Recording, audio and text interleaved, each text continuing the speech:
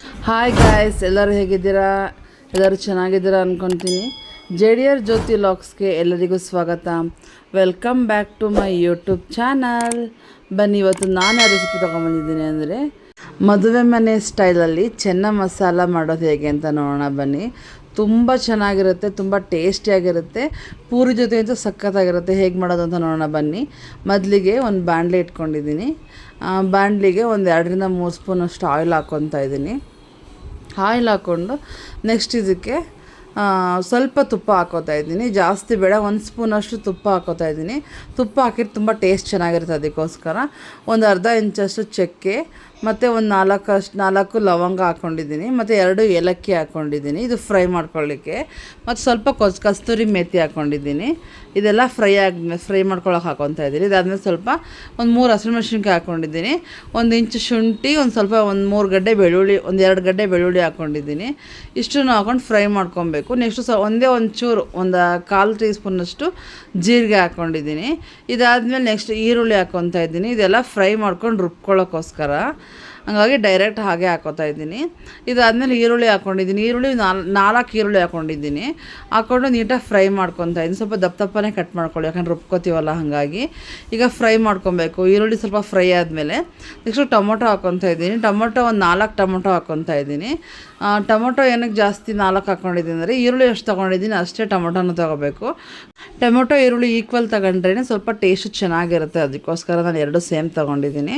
ಈಗ 2 ಫ್ರೈ ಮಾಡ್ಕೊತಾ ಇದ್ದೀನಿ.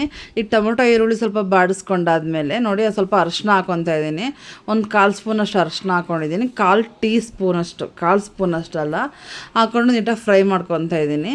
ಈಗ ಇದನ್ನು ಫ್ರೈ ಮಾಡ್ಕೋಬೇಕು, ಯಾಕಂದರೆ ಸ್ವಲ್ಪ ಎಣ್ಣೆಲೆ ಚೆನ್ನಾಗಿ ಹುರ್ಕೊಂಡ್ರೆ ಮಸಾಲ ಟೇಸ್ಟ್ ಚೆನ್ನಾಗಿರುತ್ತೆ, ಹಸಿ ವಾಸನೆ ಎಲ್ಲ ಹೋಗುತ್ತೆ. ಹಾಗಾಗಿ ಈ ಥರ ಫ್ರೈ ಮಾಡ್ಕೊತಾ ಇದ್ದೀನಿ ನೋಡಿ. ಈಗ ಫ್ರೈ ಆದಮೇಲೆ ಈಗ ಮೇನ್ ಸ್ಪೈಸಸ್ ಏನು ಬೇಕೋ ಅದನ್ನು ಹಾಕ್ಕೊತಾ ಇದ್ದೀನಿ. ನಾವು ಇದರಲ್ಲೇ ಹಾಕ್ಕೊಂಬಿಟ್ರೆ ರುಬ್ಕೊಂಡಾಗ ಟೇಸ್ಟ್ ಚೆನ್ನಾಗಿರುತ್ತೆ. ಅದಕ್ಕೋಸ್ಕರ ಈಗ 1 ಸ್ಪೂನ್ ಚಿಲ್ಲಿ ಪೌಡ್ರ್ ಹಾಕ್ಕೊಂಡಿದ್ದೀನಿ, 1 ಸ್ಪೂನ್ ಧನಿಯಾ ಪೌಡ್ರ್ ಹಾಕ್ಕೊಂಡಿದ್ದೀನಿ, ಮತ್ತು 2 ಸ್ಪೂನಷ್ಟು ಚೆನ್ನ ಮಸಾಲ ಪೌಡ್ರ್ ಹಾಕ್ಕೊತಾ ಇದ್ದೀನಿ. ಈಗ ನಾವು ಖಾರ ಎಷ್ಟು ಬೇಕು ಅಷ್ಟು ಹಾಕ್ಕೋಬೇಕು. ನಿಮ್ಗೆ 1 ಸ್ಪೂನ್ ಖಾರ ಸಾಕಾಗಿಲ್ಲ ಅಂದರೆ ಇನ್ನೂ ಒಂದು ಅರ್ಧ ಸ್ಪೂನ್ ಖಾರ ಹಾಕ್ಕೋಬೋದು. ಹಾಗಾಗಿ ನಾನು ಅಷ್ಟು ಹಾಕ್ಕೊಂಡಿದ್ದೀನಿ. ಈಗ ಚೋಲೆ ಮಸಾಲ ಹಾಕ್ಕೊಂಡಿದ್ದೀನಿ ನಾನು. ಚೋಲೆ ಮಸಾಲ ಬಂದು 2 ಸ್ಪೂನ್ ಆದರೂ ಮಿನಿಮಮ್ ಹಾಕ್ಕೋಬೇಕು. ಅದಿಲ್ಲ ಅಂದರೆ ಸ್ವಲ್ಪ ಟೇಸ್ಟ್ ಚೆನ್ನಾಗಿ ಬರೋಲ್ಲ, ಹಾಗಾಗಿ ಅದು ಹಾಕಿದ್ರೆ ತುಂಬ ಚೆನ್ನಾಗಿ ಬರುತ್ತೆ. ಈಗ ಅದನ್ನು ಹಾಕ್ಕೊಂಡೆಲ್ಲ ಮಿಕ್ಸ್ ಮಾಡ್ಕೊತಾ ಇದ್ದೀನಿ. ಈಗ ಫ್ರೈ ಮಾಡ್ಕೊಂಡಾದ್ಮೇಲೆ ಈಗ ಗೋಡಂಬಿ ಹಾಕ್ಕೋತಾ ಇದ್ದೀನಿ. ಪೀಸ್ ಗೋಡಂಬಿ, ಚೂರು ಗೋಡಂಬಿ ಯಾವುದಿದೆ ಅದನ್ನು ಹಾಕ್ಕೋಬೋದು. ಮಿನಿಮಮ್ ಒಂದು ಹಿಡಿಯಷ್ಟಾದರೂ ಗೋಡಂಬಿ ಹಾಕ್ಕೋಬೇಕು, ಒಂದು ಅರ್ಧ ಬಟ್ಲಷ್ಟು. ಅದು ಗೋಡಂಬಿ ಇದ್ರೇ ತಿಕ್ಕಾಗಿ ಚೆನ್ನಾಗಿ ಬರುತ್ತೆ ಟೇಸ್ಟು, ಗ್ರೇವಿ ಥರ. ಅದಕ್ಕೋಸ್ಕರ ಅದನ್ನು ಹಾಕ್ಕೊಂಡಿದ್ದೀನಿ. ಅದಾದಮೇಲೆ ನೆಕ್ಸ್ಟು ಒಂದೇ ಒಂದು ಲೋಟ, ಸಣ್ಣ ಟೀ ಲೋಟದಷ್ಟು ನೀರು ಹಾಕ್ಕೊಂಡು ನೀಟಾಗಿ ಫ್ರೈ ಮಾಡ್ಕೊಬೇಕು. ಈಗ ತಳ ಹಿಡಿಯುತ್ತೆ, ಹಾಗಾಗಿ ಸ್ವಲ್ಪ ನೀಟಾಗಿ ಫ್ರೈ ಮಾಡಿಕೊಂಡ್ರೆ ನೀರು ಮಸಾಲೆ ಎಲ್ಲ ನೀಟಾಗಿ ಹೊಂದ್ಕೊಳ್ಳುತ್ತೆ. ಈ ಥರ ಹೊಂದ್ಕೋಬೇಕಾದ್ರೆ ಸ್ವಲ್ಪ ರುಚಿಗೆ ತಕ್ಕಷ್ಟು ಉಪ್ಪು ಹಾಕ್ಕೊಂಡಿದ್ದೀನಿ. ಉಪ್ಪು ಹಾಕ್ಕೊಂಡು ನೀಟಾಗಿ ಮಿಕ್ಸ್ ಮಾಡ್ಕೋಬೇಕು. ಈಗ ನೀಟಾಗಿ ಮಿಕ್ಸ್ ಮಾಡಿಕೊಂಡ್ರೆ ಇದನ್ನು ರೆಡಿ ಆಗುತ್ತೆ. ಇದು ಇಷ್ಟಾದಮೇಲೆ ಸ್ವಲ್ಪ ಸಕ್ಕರೆ ಹಾಕ್ಕೋಬೇಕು, ಒಂಚೂರು ಟೇಸ್ಟಿಗಷ್ಟೇ. ಸಕ್ಕರೆ ಏನಕ್ಕೆ ಅಂದರೆ ಖಾರ ಉಪ್ಪು ಎಲ್ಲ ಒಂದು ಸಮ ಆಗುತ್ತೆ, ಹಿಂಗಾಗಿ ಸಕ್ಕರೆ ಹಾಕ್ಕೋತಾ ಇದ್ದೀನಿ. ಈಗ ಸಕ್ಕರೆ ಎಲ್ಲ ಹಾಕಾಯಿತು. ನೆಕ್ಸ್ಟು ನಾವೀಗ ಚೋಲೆ ಬಟ್ಟವ್ರೆ ಅಂದರೆ ಚೆನ್ನ ಮಸಾಲ ಮಾಡ್ತೀವಲ್ಲ, ಚೆನ್ನ ಮಸಾಲದಲ್ಲಿ ಒಬ್ಬೊಬ್ರು ಕಾಳು ಸಿಗುತ್ತೆ, ಒಬ್ಬೊಬ್ರು ಸಿಗೋಲ್ಲ. ಹಂಗಾಗಿ ಏನು ಮಾಡಬೇಕು, ಟೇಸ್ಟ್ ಅದೇ ಬರಬೇಕು ಅಂದರೆ ಸ್ವಲ್ಪ ಬೇಯಿಸಿರೋ ಅಂಥ ಕಡಲೆಕಾಳನ್ನ ನಾವು ಇದರೊಳಗಡೆ ಒಂದು ಅರ್ಧ ಕಪ್ಪಷ್ಟು ಹಾಕ್ಕೊಂಡು ಫ್ರೈ ಮಾಡಿಕೊಂಡ್ರೆ ನಮಗೆ ಎಲ್ಲರಿಗೂ ಒಂದೇ ಟೇಸ್ಟ್ ಸಿಗುತ್ತೆ. ಕಾಳು ಸಿಗಲಿಲ್ಲ ಅಂದ್ರೂ ಪರವಾಗಿಲ್ಲ, ಗ್ರೇವಿಲಿ ತಿಂದ್ರೂ ಕಾಳು ಟೇಸ್ಟ್ ಅದರಲ್ಲೇ ಬರುತ್ತೆ. ಹಂಗಾಗಿ ಈಗ ಫುಲ್ ಆರಾಗಿ ಬಿಡಬೇಕು. ಈಗ ಆರಿದ್ಮೇಲೆ ಜಾರ್ಗೆ ಹಾಕ್ಕೊಂಡು ರುಬ್ಕೋತಾ ಇದ್ದೀನಿ.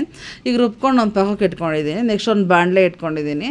ಬಾಣಲೆಗೆ ಸ್ವಲ್ಪ ಎಣ್ಣೆ ಹಾಕ್ಕೊತಾ ಇದ್ದೀನಿ. ಎಣ್ಣೆ ಹಾಕ್ಕೊಂಡು ಸ್ವಲ್ಪ ಕಸ್ತೂರಿ ಮೇಥಿ ಹಾಕ್ಕೋತಾ ಇದ್ದೀನಿ.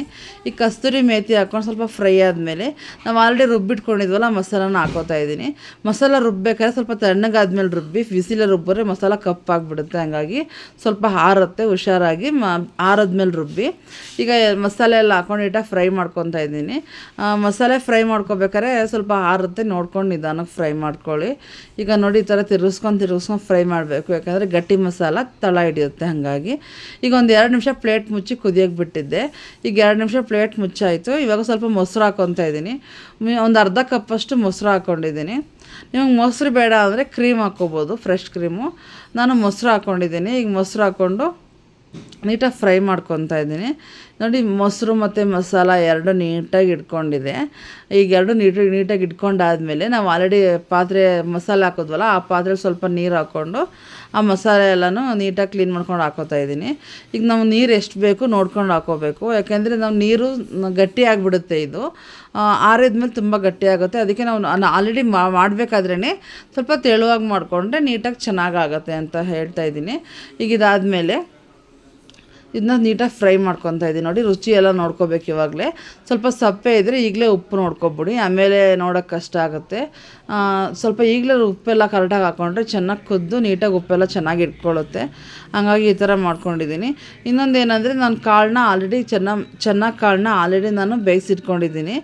ಇಡೀ ಓವರ್ ನೈಟು ಚೆನ್ನಾಗಿ ನೆನೆಸಿ ಒಂದು 2-3 ವಿಸಲ್ ಮಾಡಿಸ್ಕೊಂಡಿದ್ದೀನಿ. ಹಂಗಾಗಿ ಅದು ಚೆನ್ನಾಗಿ ಬೇಯಿಸಿಟ್ಕೊಂಡಿದ್ದೆ ನೋಡಿ. ಇದೆಲ್ಲ ಚೆನ್ನಾಗಿ ಮಸಾಲೆ ಕುದ್ಮೇಲೆ ಕಾಳು ಹಾಕ್ಕೊತಾ ಇದ್ದೀನಿ ನೋಡಿ. ನಾನು ಕಾಳು ಆಲ್ರೆಡಿ ಬೇಯಿಸಿಟ್ಕೊಂಡಿದ್ದೆ ಅನ್ನಲ್ಲ, ಚೆನ್ನಾಗಿ ಬೇಯಿಸಿಟ್ಕೊಂಡಿದ್ದೀನಿ. ಈ ಥರ ಬೇಯಿಸಿಟ್ಕೊಂಡು ಈಗ ಮಸಾಲೆ ಒಳಗಡೆ ಮಿಕ್ಸ್ ಮಾಡಿ ಈಗ ಕುದಿಯೋಕ್ಕೆ ಬಿಡಬೇಕು. ಈಗ ಮಿಕ್ಸ್ ಮಾಡಾಯಿತು. ಈಗ 1-2 ನಿಮಿಷ ಪ್ಲೇಟ್ ಮುಚ್ಚಿ ಕುದಿಯೋಕ್ಕೆ ಬಿಟ್ಟರೆ ನಮಗೆ ಚೆನ್ನ ಮಸಾಲ ರೆಡಿ ಆಗಿಬಿಡುತ್ತೆ.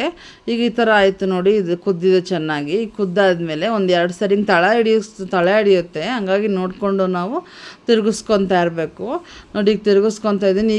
ಈ ಥರ ಗಟ್ಟಿ ಇದ್ದರೆ ಸಾಕು. ನಿಮ್ಗೆ ಇನ್ನೂ ತೆಳು ಬೇಕು ಅಂದರೆ ತೆಳು ಮಾಡ್ಕೊಬೋದು. ನಮ್ಗೆ ಇಷ್ಟೇ ಸಾಕು ಪೂರಿ ಜೊತೇಲಿ. ಈಗ ಕೊತ್ತಂಬರಿ ಸೊಪ್ಪು ಹಾಕಿ ನೀಟಾಗಿ ಮಿಕ್ಸ್ ಮಾಡ್ಕೊಬೇಕು. ಕೊತ್ತಂಬರಿ ಸೊಪ್ಪು ಹಾಕಿರೋ ಟೇಸ್ಟ್ ತುಂಬ ಚೆನ್ನಾಗಿರುತ್ತೆ. ಕೊತ್ತಂಬರಿ ಸೊಪ್ಪೇ ಟೇಸ್ಟ್ ಸಖತ್ತಾಗಿರುತ್ತೆ. ಯಾಕೆಂದರೆ ಕೊತ್ತಂಬರಿ ಸೊಪ್ಪಿಲ್ಲ ಅಂದರೆ ಯಾವ ಅಡುಗೆನೂ ಫಿಲ್ ಆಗೋಲ್ಲ. ಹಂಗಾಗಿ ಕೊತ್ತಂಬರಿ ಸೊಪ್ಪು ಹಾಕ್ಕೊಂಡು ನೀಟಾಗಿ ಮಿಕ್ಸ್ ಮಾಡ್ಕೊತಾ ಇದ್ದೀನಿ. ಮಿಕ್ಸ್ ಮಾಡ್ಕೊಂಡು ಪಕ್ಕಕ್ಕೆ ಎತ್ತಿಟ್ಕೊತಾ ಇದ್ದೀನಿ ಪ್ಲೇಟ್ ಮುಚ್ಚಿ. ನೆಕ್ಸ್ಟ್ ಇದಕ್ಕೊಂದು ಒಗ್ಗರಣೆ ಕೊಡಬೇಕು. ಒಗ್ಗರಣೆ ಯಾರು ಕೊಡೋಲ್ಲ ಆಲ್ಮೋಸ್ಟು. ಇದು ಮದುವೆ ಮನೆ ಸ್ಟೈಲಲ್ಲಿ ಒಗ್ಗರಣೆ ಕೊಡ್ತಾಯಿದ್ದೀನಿ. ಅವರು ಒಂಥರ ಸ್ವಲ್ಪ ಒಗ್ಗರಣೆ ಕೊಡ್ತಾರೆ, ತುಂಬ ರುಚಿಯಾಗಿರುತ್ತೆ. ನಾನು ನೋಡಿದ್ದೀನಿ, ಅದಕ್ಕೋಸ್ಕರ ನಾನು ಅದೇ ಥರ ಒಗ್ಗರಣೆ ಕೊಡೋಣ ಅಂತ ಒಂದು ಅರ್ಧ ಸ್ಪೂನ್ ಎಣ್ಣೆ, ಅರ್ಧ ಸ್ಪೂನ್ ತುಪ್ಪ ಹಾಕ್ಕೊಂಡಿದ್ದೀನಿ. ತುಪ್ಪ ಹಾಕ್ಕೊಂಡು ಒಂದು 2 ಚಿಟಿಕೆ ಅಷ್ಟು ಜೀರಿಗೆ ಹಾಕ್ಕೊಂಡಿದ್ದೀನಿ. ಜೀರಿಗೆ ಚಟಪಟ ಆದಮೇಲೆ ಸ್ವಲ್ಪ ಚಿಲ್ಲಿ ಪೌಡ್ರ್ ಹಾಕ್ಕೊತಾ ಇದ್ದೀನಿ. ಚಿಲ್ಲಿ ಪೌಡ್ರ್ ಅಂದರೆ ಕಾಲು ಟೀ ಸ್ಪೂನಷ್ಟು ಹಾಕ್ಕೊಂಡ್ರೆ ಸಾಕು. ಅದನ್ನು ಹಾಕ್ಕೊಂಡು ನೀಟಾಗಿ ನೋಡಿ ಈ ಥರ ಮಿಕ್ಸ್ ಮಾಡ್ಕೋಬೇಕು. ಇದು ಮಿಕ್ಸ್ ಮಾಡಿಕೊಂಡ್ರೆ ಟೇಸ್ಟ್ ತುಂಬ ಚೆನ್ನಾಗಿರುತ್ತೆ. ಅದ್ರ ಜೊತೆ ಒಂದು ಅರ್ಧ ಸ್ಪೂನಷ್ಟು ಚೋಲೆ ಮಸಾಲ ಹಾಕ್ಕೋಬೇಕು. ಅಂದರೆ ಚೆನ್ನ ಮಸಾಲ ಹಾಕ್ಕೊಂಡು ನೀಟಾಗಿ ಹಿಂಗೆ ಮಿಕ್ಸ್ ಮಾಡಿಕೊಂಡು ಒಗ್ಗರಣೆ ಕೊಟ್ಕೋಬೇಕು. ಒಗ್ಗರಣೆ ಆದಮೇಲೆ ನಾವು ಮಾಡಿದ್ವಲ್ಲ ಆಲ್ರೆಡಿ ಗ್ರೇವಿ, ಅದಕ್ಕೆ ಹಾಕ್ಕೊಂಡ್ರೆ ಸಕ್ಕತ್ತಾಗಿರುತ್ತೆ ಟೇಸ್ಟು. ಇದೊಂಥರ ಒಗ್ಗರಣೆ ಹೋಟೆಲ್ ಸ್ಟೈಲ್ ಅನ್ಬೋದು, ಇಲ್ಲ ಮದುವೆ ಮನೆ ಸ್ಟೈಲ್. ನಾನು ಮದುವೆ ಮನೇಲಿ ನೋಡಿದ್ದೀನಿ ಎಷ್ಟೋ ಕಡೆ. ಹಂಗಾಗಿ ಈ ಥರ ಟೇಸ್ಟ್ ಚೆನ್ನಾಗಿ ಬಂದಿತ್ತು. ನಾನು ಒಮ್ಮೆ ಟ್ರೈ ಮಾಡೋಣ ಅಂತ ಮಾಡಿದ್ದೆ. ನಾನು ಯಾವಾಗಲೂ ಅಷ್ಟೇ, ನಾನು ಟ್ರೈ ಮಾಡಿದ್ಮೇಲೆ ನಿಮಗೆ ತೋರಿಸೋದು. ನಾನು ಟ್ರೈ ಮಾಡಿದೆ ನಿಮಗೆ ನಾನು ಡೈರೆಕ್ಟು ವಿಡಿಯೋ ಮಾಡಿ ತೋರಿಸಲ್ಲ. ಹಂಗಾಗಿ ಇವಾಗ ನಾನು ಮಾಡಿದ್ದೀನಿ ನೋಡಿ. ನನಗಂತೂ ತುಂಬ ಇಷ್ಟ ಆಯಿತು. ನಿಮಗೆಲ್ಲರಿಗೂ ಇಷ್ಟ ಆಗಿದೆ ಅಂತ ಅಂದ್ಕೊತೀನಿ. ಈಗ ರೆಡಿ ಆಯಿತು. ಚಲೋ ಏನಂತಾರೆ ಇದನ್ನು, ಚೋಲೆ ಭಟೋರೆ ಅಂತಲೂ ಕರೀತಾರೆ, ಇಲ್ಲ ಚೆನ್ನ ಮಸಾಲ ಅಂತ ಕರೀತಾರೆ. ಈಗ ರೆಡಿಯಾಗಿದೆ ನೋಡಿ. ತುಂಬ ಚೆನ್ನಾಗಿದೆ ಟೇಸ್ಟು. 1-2 ನಿಮಿಷ ಪ್ಲೇಟ್ ಮುಚ್ಚಿಟ್ರೆ ತುಂಬ ರುಚಿಯಾಗಿ ಸ್ವಲ್ಪ ದಮ್ ಕಟ್ಕೊಂಡು ಚೆನ್ನಾಗಾಗುತ್ತೆ ನೋಡಿ. ಈಗ ಮುಚ್ಚಿಟ್ಟಿದ್ದೆ 1-2 ನಿಮಿಷ. ಎಷ್ಟು ಚೆನ್ನಾಗಿ ಬಂದಿದೆ ಅಂದರೆ ಸಖತ್ತಾಗಿದೆ ಟೇಸ್ಟು. ಬನ್ನಿ ಸರ್ವ್ ಮಾಡ್ಕೊಳ್ಳೋಣ. ನಿಮ್ಮೆಲ್ಲರಿಗೂ ಈ ವಿಡಿಯೋ ಇಷ್ಟ ಆಯಿತು ಅಂತ ಅಂದ್ಕೊತೀನಿ. ಇಷ್ಟ ಆಗಿದ್ದರೆ ನಿಮ್ಮ ಫ್ಯಾಮಿಲಿ ಫ್ರೆಂಡ್ಸ್ಗೆಲ್ಲ ಶೇರ್ ಮಾಡಿ. ನೀವು ಇಷ್ಟಪಟ್ಟು ತಿನ್ನುವಂಥ ರೆಸಿಪಿ ಆಗ್ಬೋದು, ಅಷ್ಟು ಚೆನ್ನಾಗಿರುತ್ತೆ. ಒಮ್ಮೆ ಟ್ರೈ ಮಾಡಿ. ಪೂರಿ ಜೊತೆಲಂತೂ ಸಖತ್ತಾಗಿರುತ್ತೆ. ಈ ವಿಡಿಯೋ ನೋಡಿ ಹಾಗೆ ಹೋಗಬೇಡಿ. ಒಂದು ಲೈಕ್ ಮಾಡಿ, ಶೇರ್ ಮಾಡಿ, ನಮ್ಮ ಚಾನಲ್ನ ಸಬ್ಸ್ಕ್ರೈಬ್ ಮಾಡ್ಕೊಳ್ಳಿ. ಇದೇ ಥರ ವೀಡಿಯೋಗಳಿಗೋಸ್ಕರ ನಮ್ಮ ಚಾನಲ್ನ ಸಬ್ಸ್ಕ್ರೈಬ್ ಮಾಡಿಕೊಂಡು ವೀಡಿಯೋ ನೋಡಿ ಅಂತ ಹೇಳ್ತಾ, ಬನ್ನಿ ಹೇಗೆ ಬಂತು ಟೇಸ್ಟು, ಯಾವ ಥರ ಬಂತು ಅಂತ ನೋಡೋಣ. ಸೇಮ್ ಮದುವೆ ಮನೆ ಸ್ಟೈಲು, ಮದುವೆ ಮನೆ ರುಚಿನೇ ಬಂದಿದೆ. ಒಮ್ಮೆ ನೀವು ಟ್ರೈ ಮಾಡಲೇಬೇಕು. ಟ್ರೈ ಮಾಡಿ, ನಿಮಗೆ ಗೊತ್ತಾಗುತ್ತೆ. ಪೂರಿ ಅಂತೂ ಸಕ್ಕತ್ತಾಗಿ ಬಂದಿದೆ. ಪೂರಿ ಮಾಡೋದು ಬೇಕಾದ್ರೆ ವೀಡಿಯೋ ಬೇಕಿದ್ರೆ ನಾನು ಅಪ್ಲೋಡ್ ಮಾಡ್ತೀನಿ. ಪೂರಿನೂ ಅಷ್ಟೇ ತುಂಬ ಚೆನ್ನಾಗಿ ಬರುತ್ತೆ ನೋಡಿ. ಎಷ್ಟು ಚೆನ್ನಾಗಿ ಬಂದಿದೆ ಅಂದರೆ ಲೇಯರ್ ತುಂಬ ಚೆನ್ನಾಗಿದೆ ಬಂದಿದೆ ನೋಡಿ. ಟೇಸ್ಟ್ ಮಾಡ್ತಾಯಿದ್ದೀನಿ. ತುಂಬ ಅಂದರೆ ತುಂಬ ಚೆನ್ನಾಗಿತ್ತು ಟೇಸ್ಟು.